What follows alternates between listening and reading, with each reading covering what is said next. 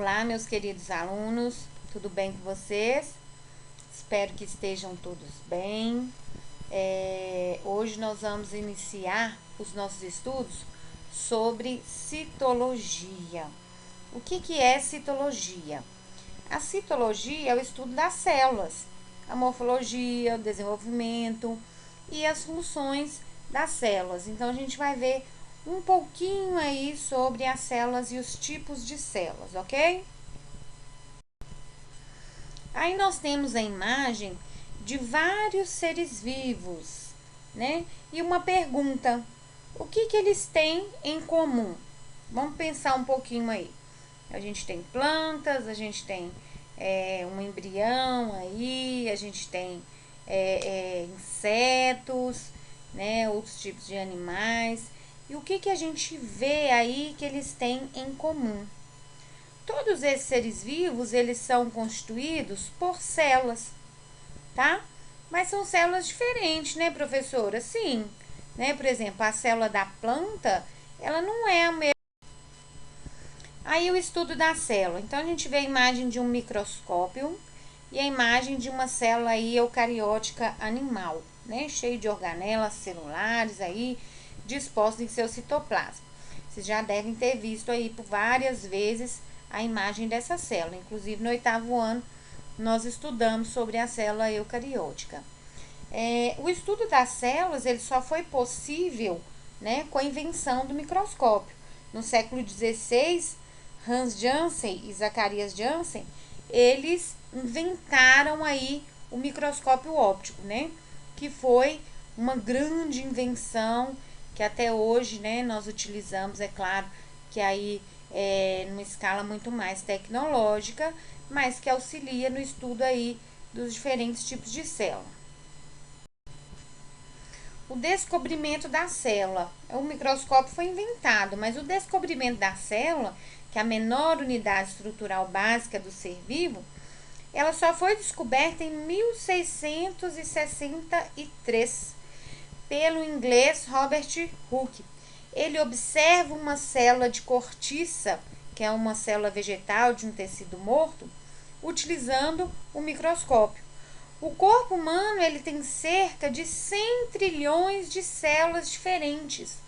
Todo o nosso corpo, ele não é constituído de um tipo de célula apenas. Nós temos trilhões de células que desempenham trilhões de funções específicas dentro do nosso organismo. Nós aprendemos que as células, a união dessas células constituem os tecidos. Os tecidos, por sua vez, vão constituir os órgãos. E os órgãos, por sua vez, são agrupados em sistemas. E os sistemas aí, cada um vai ter uma função específica no nosso organismo. Porém, eles vão trabalhar de forma conjunta. Nada no nosso organismo trabalha de forma isolada. Eles trabalham de forma conjunta para conseguir executar uma função aí no nosso organismo. Aí a gente tem as células, né? E falando que ela é a unidade morfofuncional, ou seja, que possui formas funcionais que atuam no funcionamento de um ser vivo. Nós temos aí a célula que o núcleo está bem roxinho aí à vista, é uma célula eucariótica animal. Nós temos a célula eucariótica aí, que em volta dela está toda de verdinho, mostrando a parede celular. Essa é uma célula eucariótica vegetal. E nós temos essa célulazinha, ó, que está com esse flagelo, que ajuda na mobilidade dela, a célula procariótica, que são as células das bactérias, ok? Hoje nós vamos falar sobre a célula eucariótica animal. Aí nós temos as funções das células, né? Então, elas são capazes de se multiplicar através de processos de divisão celular. As células obtêm e utilizam energia através do processo de respiração celular. Elas têm a capacidade de responder aos estímulos. elas são capazes de autorregulagem, ou seja, de regular aquilo que entra, que sai nas células, aquelas funções que vão ser desenvolvidas naquele momento. E no corpo humano nós temos diferentes tipos de célula e cada tipo, como eu disse, vai desempenhar uma função específica, visando aí a manutenção da vida do organismo. Os tipos de célula, aí na imagem a gente tem, né, a imagem de um neurônio cerebral, aí nós temos a medida dele, que é de 300 e 400 macrômetros aí de diâmetro, o óvulo, a célula muscular, um eritrócito, um leucócito, um espermatozoide e uma célula adiposa, ou seja, do tecido adiposo, de gordura. Vejam que cada célula possui um formato diferente, ok? O formato da célula muitas vezes está associado com a função que ela desempenha no nosso organismo. A célula muscular, por exemplo, é uma célula alongada, por quê? Porque ela atua na contração e relaxamento aí desse tecido que é o tecido muscular. Então, o formato da célula vai estar relacionado com a função que ela desempenha dentro do nosso organismo. Aí nós temos as partes principais da célula. Primeiro, a membrana plasmática, que é aquela parte que envolve a célula. Ele é um envoltório externo extremamente fino que envolve a célula. Através dessa membrana, as águas, os nutrientes, o oxigênio penetram na célula e os resíduos aí, que a gente chama de resíduos metabólicos, vão sair aí também através dessa membrana celular. Então, a membrana celular, ela regula a entrada e a saída de substância aí dentro da célula. Aí a gente tem na imagem o modelo aí de membrana celular. O núcleo. O núcleo, que é a parte central aí, ele vai o quê? Controlar as funções da célula. Ele possui um envoltório duplo e poros que fazem o controle do que se dirige para dentro e para fora aí do núcleo, ou seja, em direção ao citoplasma.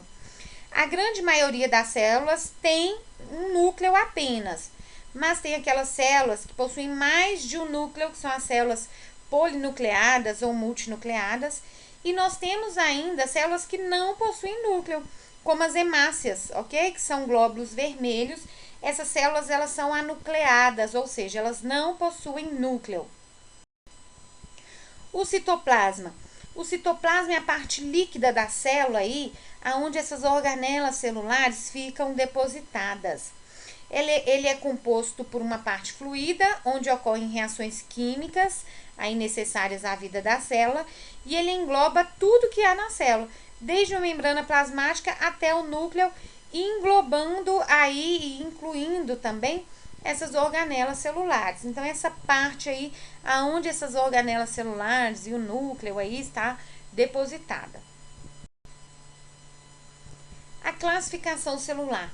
Quanto à classificação, as células, elas podem ser procarióticas, como eu disse para vocês, que são as células da bactéria, são células que não possuem envoltório nuclear e ela está ilustrada de flagelos, e elas podem ser eucarióticas aí, que a sua célula da direita são as células que possuem um envoltório nuclear. E esse vai ser o tema da nossa próxima aula. Nós vamos ver as diferenças principais entre a célula procariótica e a célula eucariótica e os tipos de células eucarióticas, ok? Eu espero que vocês tenham gostado da aula, que a aula tenha servido aí, né, para poder ilustrar um pouquinho o que vocês estão estudando. Continuem com a rotina de estudo de vocês, fazendo as atividades propostas. Não esqueçam de anotar todas as dúvidas. Quando nós retomarmos aí as aulas, a gente vai tirar todas as dúvidas, vamos retomar todos os conteúdos e esclarecer tudo que houver de dúvida aí, ok? Muito obrigada a todos vocês, um beijão e até a próxima aula.